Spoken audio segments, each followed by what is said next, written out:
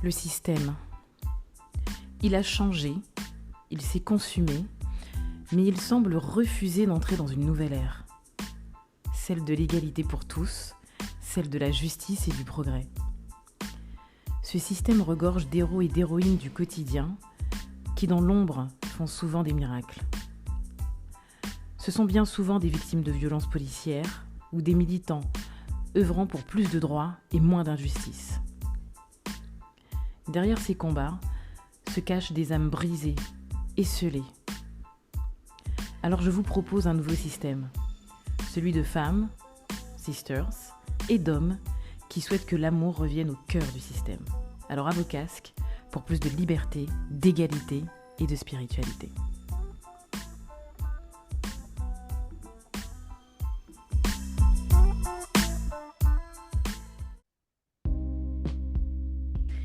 Bienvenue dans ce nouvel épisode de votre podcast préféré où l'on met en lumière les initiatives, les idées et les parcours qui résonnent avec nos valeurs.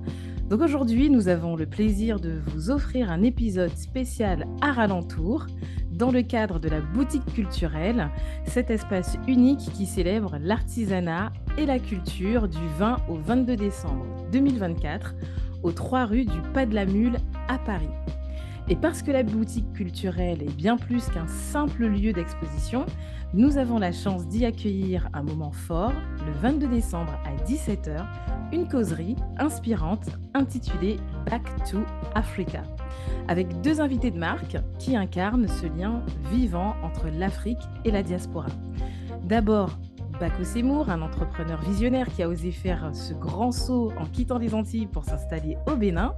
Aujourd'hui, il partage son retour d'expérience, les défis, les opportunités qu'il a rencontrées en se reconnectant à ses racines africaines. Et à ses côtés, sa femme, Douceline Semour, c'est doux à l'oreille aussi, béninoise de naissance et femme de conviction. Elle nous offrira un regard unique sur le mouvement de retour des Antillais en Afrique. Que signifie ce retour pour sur les 2 rives de l'Atlantique?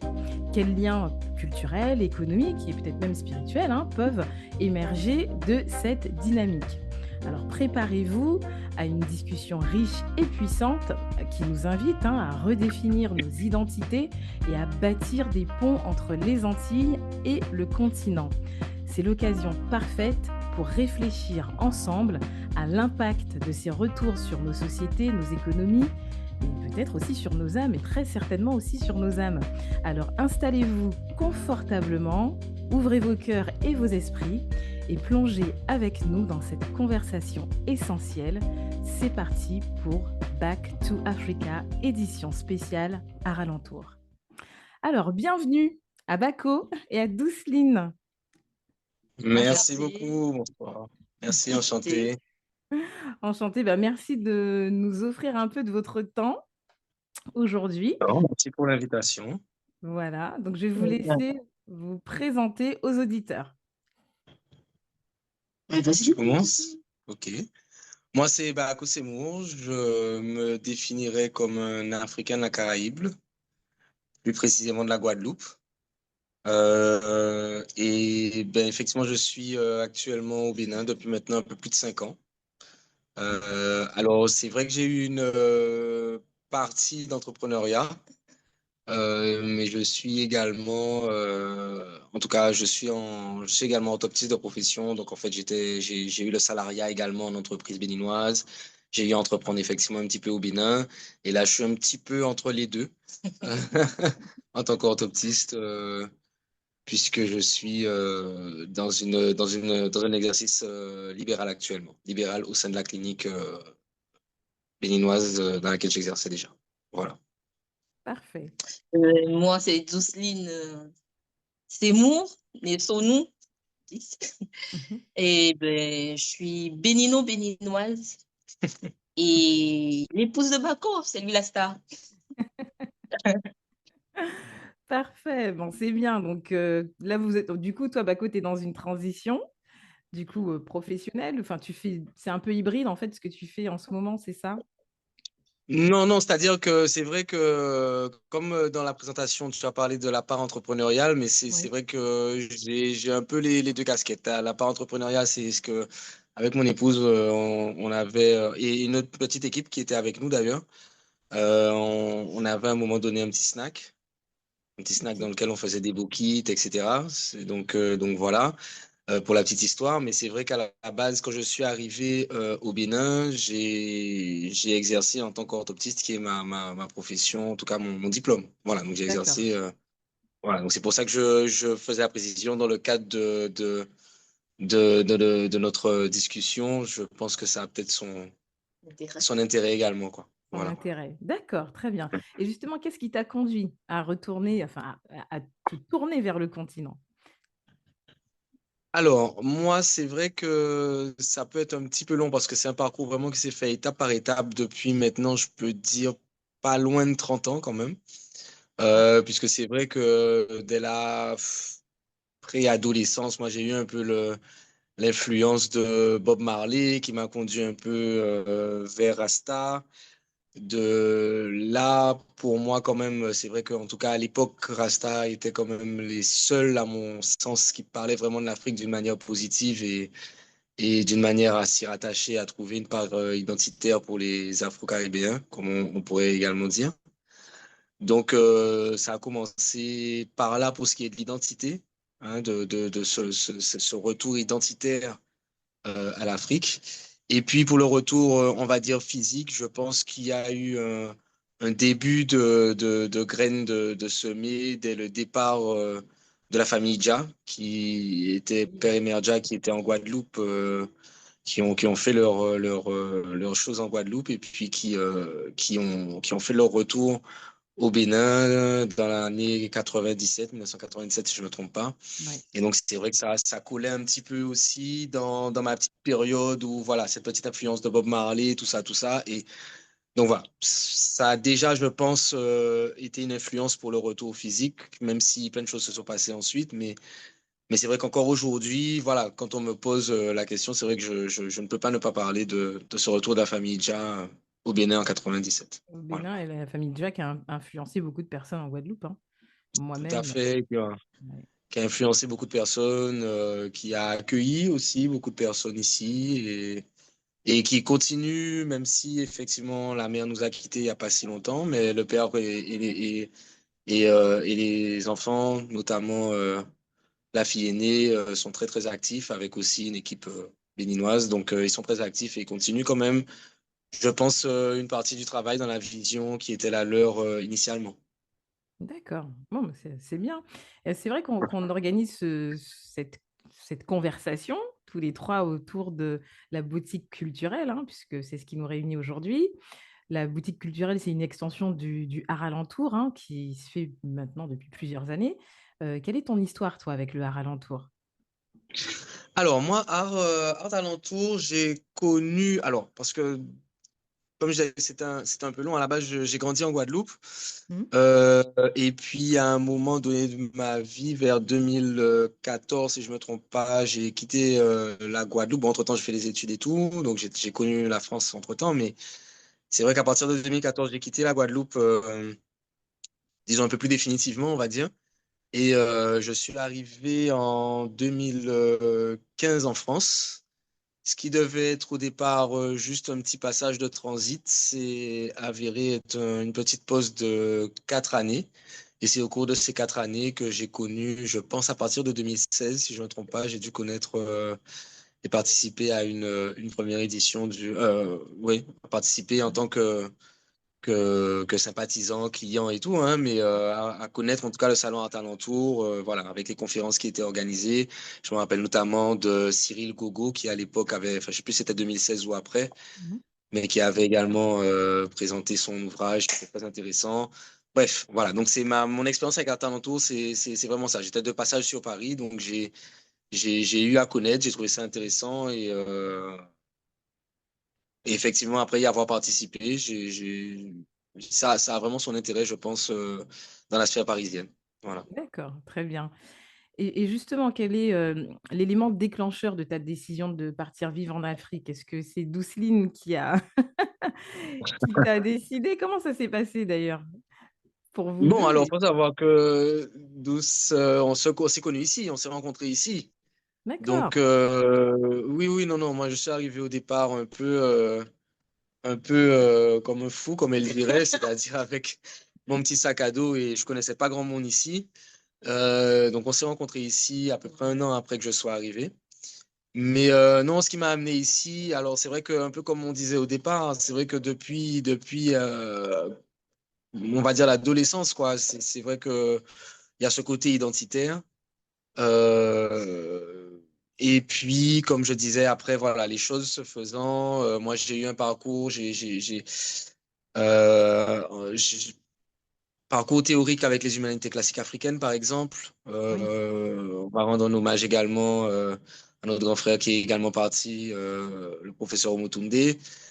Et voilà, donc il y a eu ça, il y a eu d'autres rencontres. C'est vrai qu'arrivé ici au Bénin, arrivé d'abord à Paris, effectivement, comme je le disais tout à l'heure, j'ai fait également d'autres rencontres. Avant ça, il y a eu également la Mambo Amamazama Oui. que certains connaissent également, avec qui j'ai eu également à faire un certain parcours. J'ai eu à partir en Haïti également. Donc c'est vrai qu'il y a eu une grosse part spirituelle dans l'idée aussi de choisir du retour au Bénin en particulier. Donc voilà, il y a un petit peu tout ça qui s'est mélangé et qui a fait que finalement, je me sois retrouvé ici, d'autant que finalement, ayant aussi un attrait pour l'agriculture, j'ai entendu parler du centre Songhai que Oui. j'ai réussi à contacter en 2015, donc j'étais pas encore ici. Et c'est vrai que ça a été ma première visite en fait sur le continent et au Bénin. Ça a été en 2015. Et c'est vrai que le vrai déclic pour me dire que ok, je viens m'installer sur le continent et précisément au Bénin, ça a été mon premier pied posé ici en fait, tout simplement. Oui. C'est-à-dire qu'en repartant, à l'époque j'étais au Québec et c'est vrai qu'en repartant, la décision était prise de boucler les valises et de retourner au Bénin. Puis, comme je disais, il y a eu la parenthèse parisienne entre-temps. Mais voilà. Ah, c'est intéressant parce qu'on voit que tu as fait les choses par étapes et que en fait, tu as construit ton mode de vie finalement autour de ça, de tout ce qui était voilà, culturel, et peut-être économique. Et en fait, j'ai l'impression que tu t'es laissé porter en fait par, comme c'est comme si on t'avait redéposé en fait. J'ai l'impression que de la façon dont tu parles, ça s'est fait naturellement, avec beaucoup de douceur, comme un nuage qui, voilà, qui se déplace et qui se dit, moi finalement, je vais m'arrêter là. Eh bien, écoute, merci de le remarquer, parce que je ne le dirais pas mieux, mais en fait, c'est vraiment ce côté, ça, je pense, c'est le côté spirituel aussi qui fait ça. C'est-à-dire que c'est vrai que, notamment peut-être de nos jours, et peut-être moi je le vois même autant, moi je suis arrivé avec juste 5 ans plus tard, c'est vrai que je me dis que la part spirituelle, je pense, prend peut-être de moins en moins de place dans la vie et dans les décisions Ok. qu'on peut prendre. Et c'est vrai que moi, j'étais à ce moment-là totalement, bon, je le suis encore, mais je veux dire, j'étais à ce moment-là vraiment totalement en plein dedans. Donc c'est vrai que je me suis vraiment laissé guider par les choses de l'invisible, comme on va dire. C'est bien. Voilà, et Et donc c'est aujourd'hui, vrai que pour moi, les choses se sont faites effectivement très, très naturellement, même ce qui aurait pu paraître être des accidents de parcours, finalement, se sont révélés être parfois des tremplins, parfois des chemins par lesquels il fallait passer tout simplement. Et puis voilà, quoi. Nous voici 5 ans après, on est encore là. c'est bien. C'est important ce que tu dis parce que parfois on se dit, mais le ciel me tombe sur la tête. C'est juste que vous n'êtes pas au bon endroit. C'est Oui, pas ou une parfois il faut passer redirection. par là. Voilà. Parfois il faut passer par là. C'est vrai qu'on passe souvent par des chemins difficiles et quand on y est, ben, vu qu'on sait pas ce qu'il y a plus bas, ben, on flippe, quoi. Je veux dire, c'est pas évident, quoi. Mais, et puis on flippe d'une part et puis c'est pas évident à vivre au quotidien. Donc c'est clair. Mais, voilà, c'est pas un rêve hein, même de faire ce parcours de revenir ici. C'est pas forcément la fête tous les jours, quoi. Mais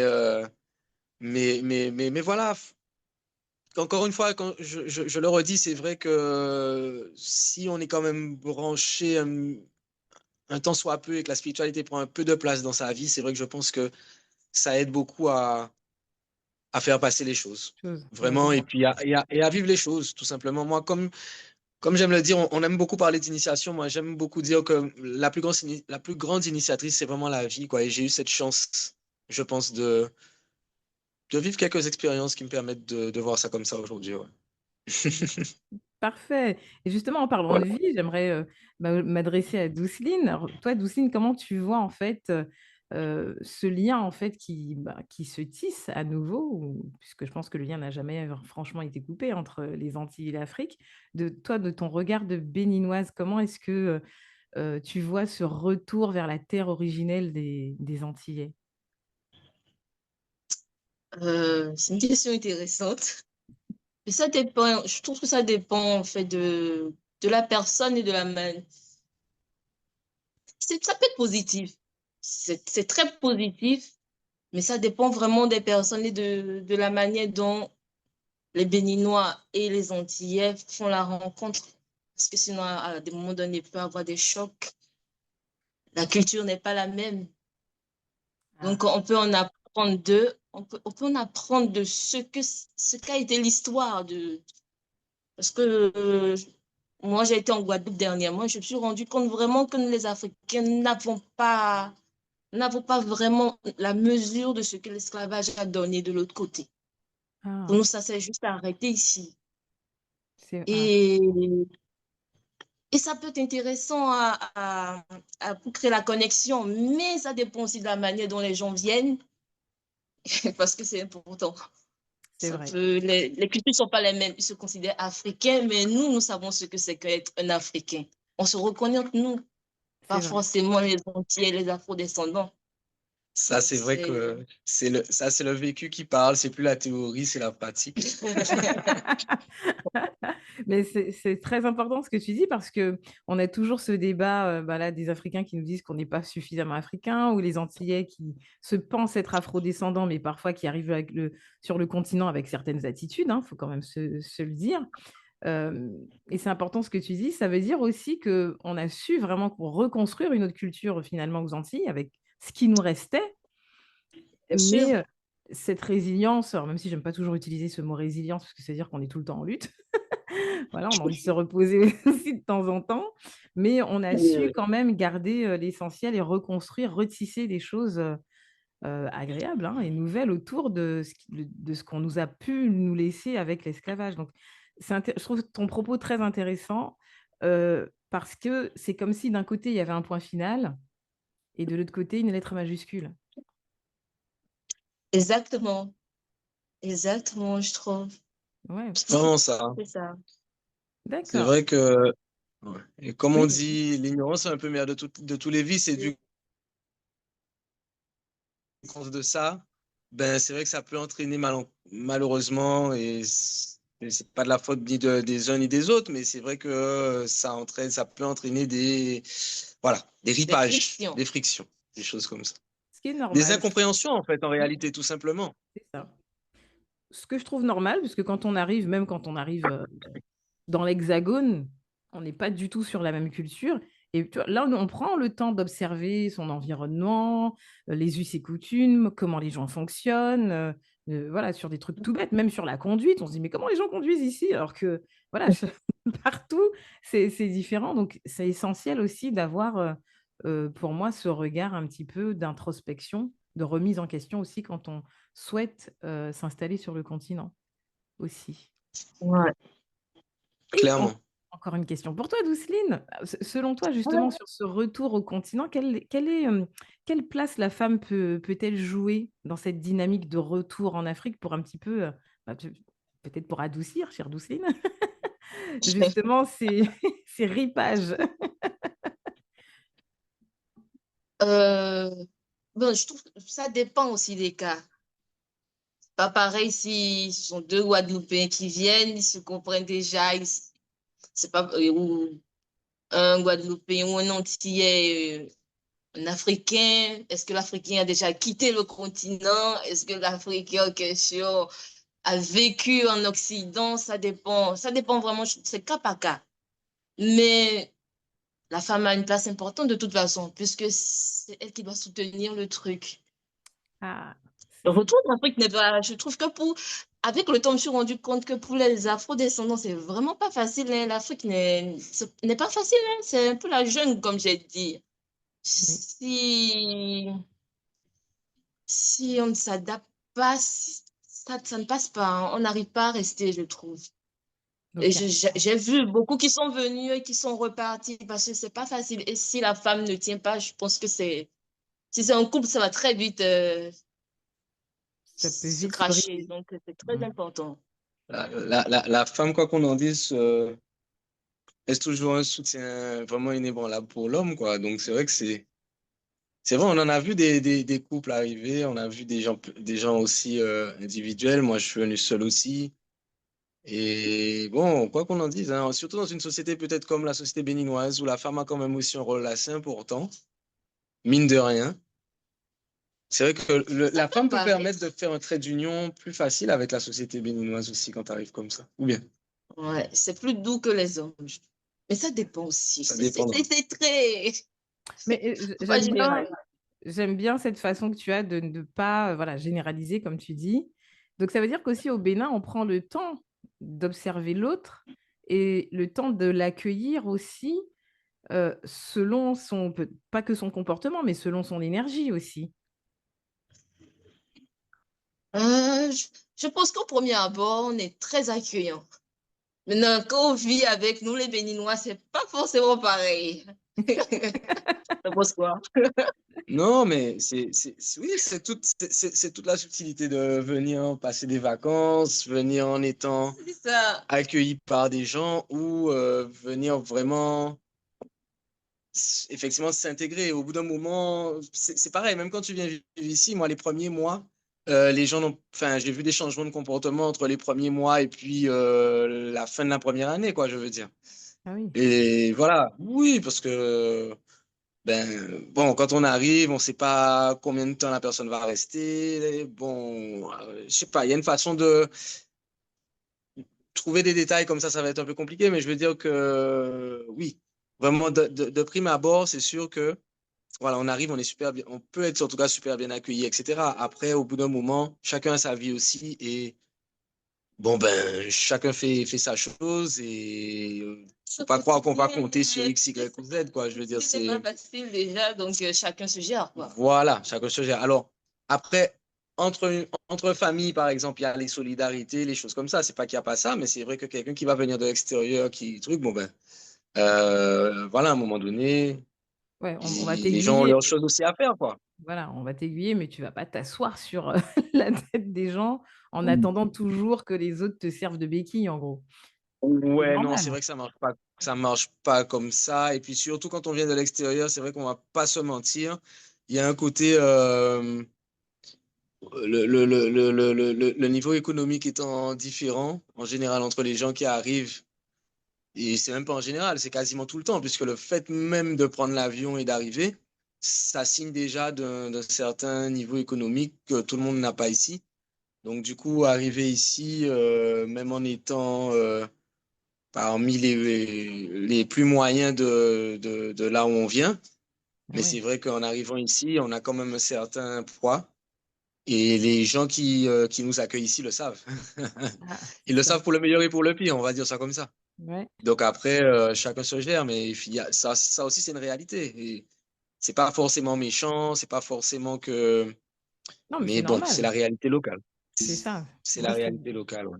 Il faut que chacun trouve son point d'équilibre aussi. Et de toute façon, si on ne fait pas la démarche soi-même de se débrouiller seul au bout d'un moment, hein, même si je pense qu'on n'est pas jamais totalement seul, on trouvera toujours quelqu'un pour te conseiller, t'aiguiller, tu ne peux pas non plus vivre l'expérience comme tu devrais la vivre aussi, je pense. Je pense aussi. Ouais. Bon, après, voilà, comme je dis, c'est vrai que moi, j'ai fait ce choix aussi d'y aller un peu comme ça. C'est vrai que avec le recul, je ne le conseillerais pas forcément à tout le monde. Mais c'est vrai qu'au moins, on voit peut-être vraiment la société béninoise, quoi. Je sais pas Ouais. comment dire ça. Ah, t'es au Tu cœur. sais, quand on va t'accueillir, Préféré, quoi. c'est ça. C'est-à-dire, quand on va t'accueillir quelque part, en vrai, il y a toujours une part de. Il faut que tu sois bien, quoi. Hmm, Et donc, on va te mettre bien, tu vois. Mais il faut pas croire que c'est ça la réalité du quotidien, c'est ça. 7 jours sur 7, les 365 jours de l'année, quoi. Tu vois, Ouais, c'est ça le truc. ouais, c'est ça. Ce que je reviens, c'est qu'il y a une chaleur humaine, en fait. C'est-à-dire que on va t'accueillir correctement, on va te mettre à l'aise, mais il y a la réalité, il y a la Oui, vie qui reprend le quotidien, qui reprend le dessus, finalement. mais bien sûr, mais bien sûr. Et oui, c'est vrai partout, sauf que ici, encore une fois, la réalité économique a son rôle sur la société, quoi, tout simplement. C'est ça. En D'accord. Afrique, non, je dirais. Certainement partout en Afrique. Moi, c'est le Bénin que je connais, toi aussi. Donc voilà. D'accord. Et justement, bon, là, je vous pose la question à tous les deux. Quelle richesse, en fait, est-ce qu'on peut extraire, en fait, de ce retour au Bénin pour toi, du coup, Bako? Selon vous, quels sont les points communs et les points à développer entre nos deux, sur les deux rives de l'Atlantique, entre les Antillais et les Béninois, par exemple? Vas-y, commence-toi, d'ailleurs. Oh, vas-y, je t'ai plus expliqué. Non, sur la richesse, ça serait bien que tu dises. Moi, je pense que, euh, franchement, sincèrement, oui, on pourrait dire quelle richesse qu'on peut apporter, mais c'est vrai que je me suis jamais vraiment posé la question comme ça, en fait, sincèrement. Puisque moi, je suis venu ici pour apprendre, en fait. Donc, c'est vrai que je n'étais pas venu forcément amener quelque chose, quoi. Mais c'est Tu vois un important. peu? C'est super important Sauf ce que bon, quand tu dis tu là, vis hein. ici, tu participes à la vie. Oui, bon, Oui. c'est vrai, quand tu vis quelque part, tu participes à la vie économique de toute façon. Quand tu travailles, tu payes des impôts, etc. Tu fais des trucs. Donc, voilà, pour moi, c'est ça que je fais. Maintenant, à la base, j'étais venu surtout pour apprendre. Donc, c'est vrai que je ne me suis pas vraiment posé la question comme ça. Après, je pense du coup qu'en la posant comme ça, ouais, même j'aurais du mal à le voir dans un seul sens, mais je dirais que des deux côtés, on peut avoir une ouverture en fait sur le monde. C'est-à-dire que c'est vrai que nous, même si on est ailleurs, donc on est différent, mais dans le fond, si on veut bien s'y reconnecter, on a une part africaine.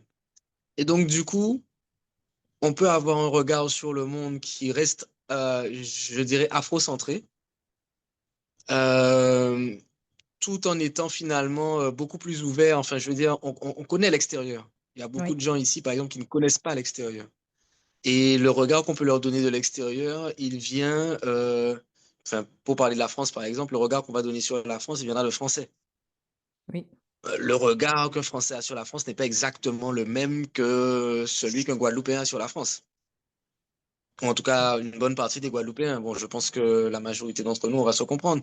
oui. Donc, c'est ça que je veux dire. Donc, je pense que c'est là que ça peut apporter une richesse. Mais, et après, c'est dans les deux sens, parce que nous, quand on arrive ici, souvent aussi, on a une vision finalement de l'Afrique qui peut être idéalisée, qui est très imagée, qui. Donc, c'est vraiment dans les deux sens. Mais cette richesse-là, oui, je pense que c'est une richesse, cette ouverture d'esprit qu'on peut apporter. Voilà. Ouais. Après, encore faut-il, comme on disait tout à l'heure, euh, comment dire ça, aller au-delà des ignorances. Aller Ok. au-delà des ignorances et vouloir vraiment partager avec l'autre. Mais c'est vrai qu'après, ouais, on peut apporter ça. Pour moi, c'est Ouais. là vraiment la chose principale qu'on peut apporter. Tout le reste, Et pour toi, Douceline, quel est l'apport en tant que femme aussi que la femme béninoise peut apporter à la femme antillaise et vice-versa, selon toi? Ouf. Je pense que ça va pas être forcément un sujet de femme, mais de personne. Je trouve que Bakwa a bien dit, a bien présenté la chose. C'est vrai que beaucoup- moi, j'ai trouvé que beaucoup d'afro-descendants sont venus en mode on veut leur apporter quelque chose. Hmm. Et ça, franchement, j'ai trouvé ça des fois, c'était vexant. un peu condescendant. Et ouais, ouais, condescendant. Il y en avait beaucoup qui étaient très condescendants en plus. Mais donc, ça, je trouve que venir dans le truc où t'es pas, tu te trouves, tu vas apporter quelque chose d'africain, c'est pas la bonne démarche, Ouais, comme je suis il a dit. d'accord. Ça fait un peu penser au sauveur blanc. C'est ce que j'allais dire. Ouais. Elle n'avait pas envie de le dire, mais bon, voilà, on a compris. Il y a le sauveur blanc, il y a le sauveur noir, quoi. C'est un peu ça aussi. C'est ça. Donc, comme il dit, c'est très bien dit, que ce soit pour les femmes, pour les hommes. L'ouverture vers l'extérieur, on ne voit pas pareil. C'est vraiment très différent. Comme, comme je dis, nous, on a été colonisés. Donc, on ne voit pas la France pareil qu'un Guadeloupéen, un Martiniquais qui a connu une histoire d'esclavage. Et C'est c'est vrai. vraiment pas pareil. Donc, ça me permet d'avoir une ouverture Oui. sur le monde occidental et nous sur ce que peut être l'Afrique, la vraie Afrique. Ouais. Et d'où l'importance, ce que je retiens aussi de vos propos pour réussir aussi son retour, c'est donc d'avoir la posture de l'apprenti, c'est-à-dire venir avec une soif d'apprendre aussi. Moi, je pense. Oui, moi je pense aussi. Et c'est Moi, je pense. Tu n'es pas d'accord? Pas d'accord. Si, je suis d'accord. Ok. Ouais, je suis d'accord. Non, moi, je pense que c'est important. C'est vrai, hein, je crois que la chose la plus importante quand on vient ici, c'est vraiment l'humilité, quoi. Ah ouais. Parce que souvent, on a tellement ce désir d'Afrique. Parce que le problème, c'est qu'en vrai de vrai, ça peut se comprendre, quoi. Mais la personne en face peut facilement le prendre mal aussi. Et ça aussi, il faut le comprendre, quoi. C'est-à-dire qu'on a tellement ce désir d'Afrique que souvent même, on a une idée de l'Afrique, en fait, en réalité. Et bon. Des fois, c'est vrai qu'il y en a. Bon, moi, je parle, c'est peut-être plus celle qui pourra vraiment le Ouais, je raconter. trouvais que Bako, par exemple, au début, il avait un peu trop théorisé le truc. Mais oui, j'ai ri. Tu vois, il a vu son rêve, il a pris son sac, il a se poser, il a besoin de connaître personne, il fait son truc. Mais mon frère, qui fait ça? Moi, Mais il est venu. je l'ai dit, j'étais quand même guidé. Je l'ai dit. Oui, Ouais. il était guidé Ça, c'est vrai, parce que les choses se sont faites c'est smooth, naturellement. quoi, Mais, naturellement. mais justement, je crois que c'est vrai que même avec ce désir d'apprendre, même avec ce désir, c'est vrai que je suis venu, je pense, vraiment avec cette humilité vraiment au départ. Mais malgré tout, je crois que avec le temps, avec les années, j'ai pris encore une dose d'humilité encore, quoi. Ah. Donc vraiment, je crois que c'est vraiment la première chose à vraiment ouais, il faut se parer d'humilité, quoi, je pense, vraiment. Parce Ouais. que c'est vrai que venant de l'extérieur, on croit vraiment qu'on connaît et on croit qu'on pourra apporter les choses. Et quand on voit le terrain au début, là, au tout début, quand on arrive, on a vraiment ce sentiment que oui, Tout est on va possible. changer les choses. Et c'est pas que c'est plus compliqué que ça, c'est pas que le truc, c'est juste que c'est pas ça, quoi.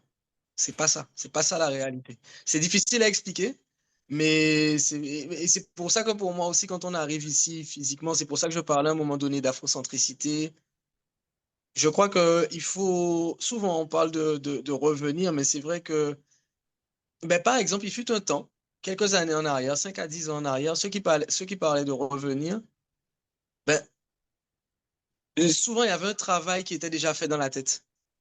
Ah, Aujourd'hui, c'est vrai que ben, des gens qui peut-être pensaient pas à l'Afrique la semaine dernière, 2 semaines plus tard, c'est la mode. ils ont, voilà, c'est la mode, c'est vraiment ça, c'est vraiment devenu une mode. Et le fait que ce soit devenu une mode, ben, peut-être que parfois, je pense, hein, ça c'est mon avis vraiment personnel, c'est très subjectif, mais je crois qu'il y a un mindset qui n'est pas là. Et qui du coup détonne un peu avec les premières personnes qui parlaient du retour. Pour Ah, revenir au début de la conversation, c'est vrai que je trouve qu'il y a un petit décalage. Maintenant, c'est vrai qu'on entend beaucoup, par exemple, surtout au Bénin, là, il y a la nationalité par reconnaissance oui. qui est accordée par le président.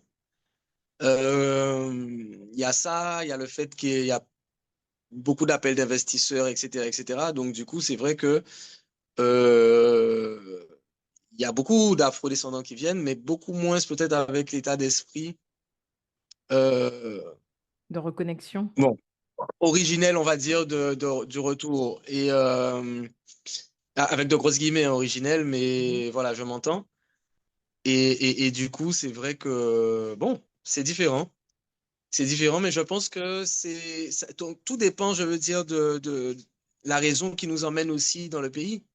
C'est ça. Mais c'est vrai que, est-ce qu'on vient par exemple pour un truc identitaire? Est-ce que c'est la question identitaire? Est-ce que c'est faire du business parce que c'est le nouvel Eldorado? Est-ce que c'est pour échapper à de mauvaises conditions qu'on vit là où on se trouve actuellement? Il y a aussi toutes ces raisons qui font que, bon, Donc, du coup, c'est, c'est important pour vous deux de bien travailler son pourquoi, en fait. Pourquoi on revient on vient sur le continent. Alors, je sais pas pourquoi je dis toujours revient, hein. Pour moi, c'est voilà, le retour. Mais c'est un retour. voilà, c'est un retour. Donc, il faut bien travailler son pourquoi qui peut être à la fois bon, social, sociologique, peut-être économique et peut-être même spirituel. Boucler une boucle aussi. Peut-être se dire, voilà, aller voir ses ancêtres, peut-être, mais avec quel état d'esprit? Est-ce que c'est vrai qu'on a, enfin moi personnellement, je connais personne qui aide aussi à cette préparation. Cette préparation, j'ai l'impression qu'on prépare un sportif d'ailleurs, un peu une préparation mentale au retour sur la terre natale, puisque c'est vrai que si on y va avec un regard très innocent, presque enfantin, on risque d'avoir des déceptions aussi, ouais. On risque d'avoir des déceptions. Oui, bon, après, j'ai envie de dire pareil, c'est un peu comme partout au final. Je Oui, pense que la question, elle se pose là. Pourquoi? Parce que justement, nous, on a cette question identitaire, mais en vrai, ces questions-là, elles se posent pour tout. Le seul problème, oui, la problématique pour nous en tant qu'Africains de tous bords, c'est qu'il y a cette idée à la base de retour, de réappropriation des racines, etc., etc. Mais au final, j'ai envie de dire, pour prendre l'exemple de tout à l'heure, si moi je suis un businessman guadeloupéen, ouais, je peux aller en Chine, je peux aller au Japon, je peux aller n'importe où et je peux aller aussi en Afrique. Vu que l'Afrique est à la mode et que c'est un Eldorado, j'y viens. Mais du coup, la part de réappropriation des racines, elle a quelle place? c'est vrai. En fait, tu vois, c'est ça la question. C'est-à-dire qu'au final, et c'est sans jugement, hein, je veux dire, je ne dis pas qu'elle doit être primordiale, cette question-là. Pour moi, elle l'a été. Mais Mais pas pour est-ce tous. qu'elle doit l'être? Et si elle ne l'est pas, j'ai envie de dire pourquoi tout le monde en parle. Bonne question. Voilà. Ben, voilà, moi, c'est un peu mon état d'esprit actuellement, ouais. Ouais. C'est une bonne. Je pense vraiment que, mais après, c'est vrai, comme tu l'as dit, moi, c'est vrai que j'ai fait les choses depuis peut-être, où j'ai fait les choses étape, vraiment par étape, et du coup, euh, c'est vrai que par moment, quand je le vois en pratique, concrètement,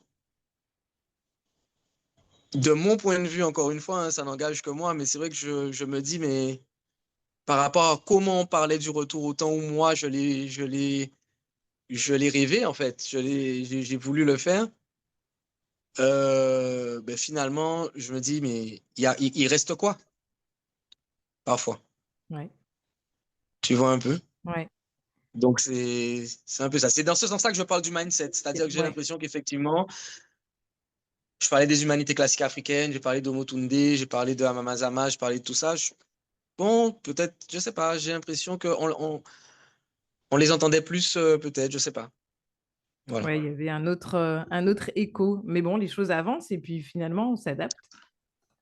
Bien évidemment, et puis il faut de C'est tout, important. hein. C'est pour ça que je dis c'est sans jugement, mais c'est pour moi ce mindset-là est important avant d'arriver sur le continent. Je suis Pour d'accord. autant, il y a des gens qui vivent très bien ici et qui n'ont pas ce même mindset, qui font leurs choses très bien et qui vivent très bien, hein. Mais Les chemins sont différents, comme on dit. les chemins sont différents, tout à fait. Différents. Exactement. Alors, dernière question. Si vous deviez, tous les deux, hein, décrire votre expérience en 3 mots, lesquels choisiriez-vous et pourquoi? Commence, vas-y. Je parle beaucoup, moi. Mon expérience à moi Hmm. Oui. avec en 3 mots. Tu sais, non? Tu te plains de choses. Non, mais je me plains, mais ça ne veut pas. L'Afrique. Comment tu vois l'Afrique, le Bénin, là?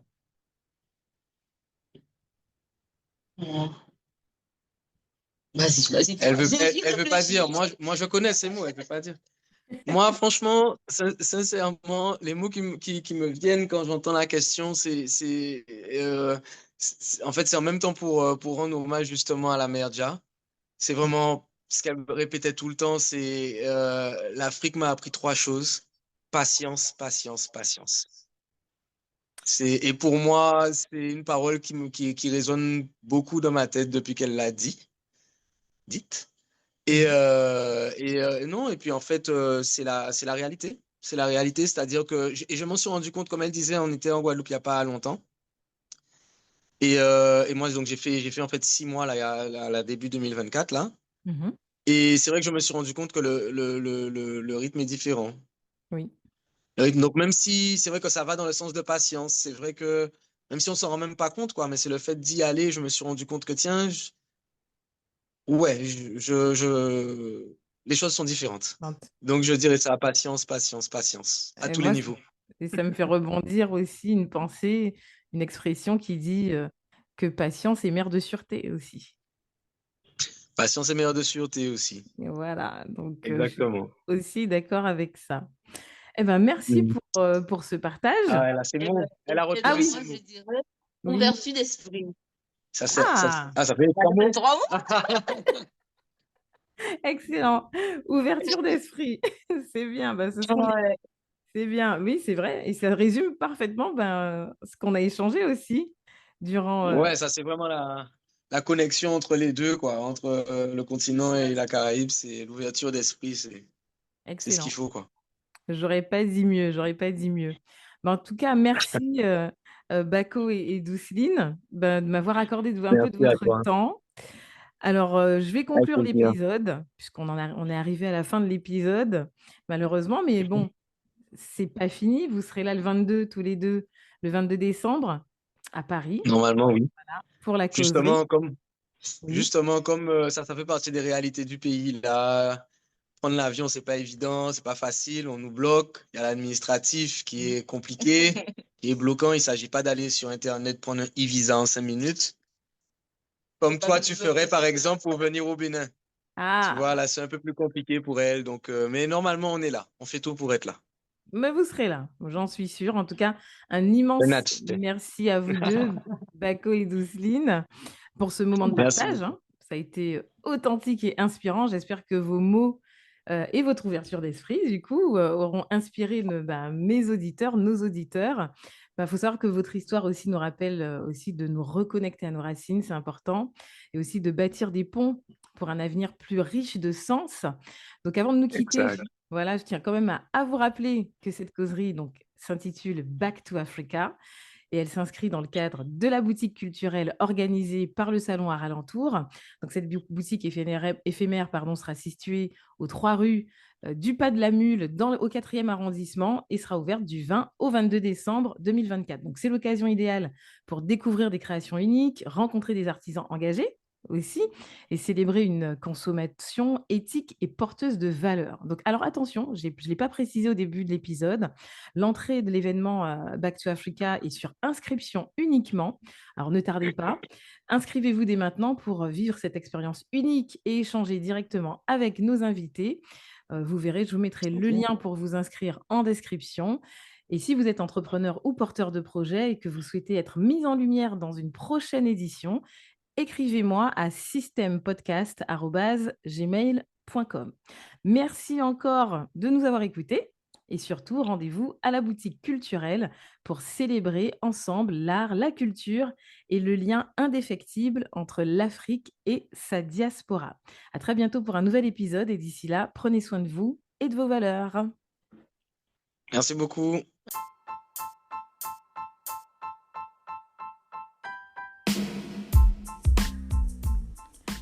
Si vous êtes encore ici, c'est que vous vous êtes imprégné de toutes les paroles diffusées au cours de cet épisode.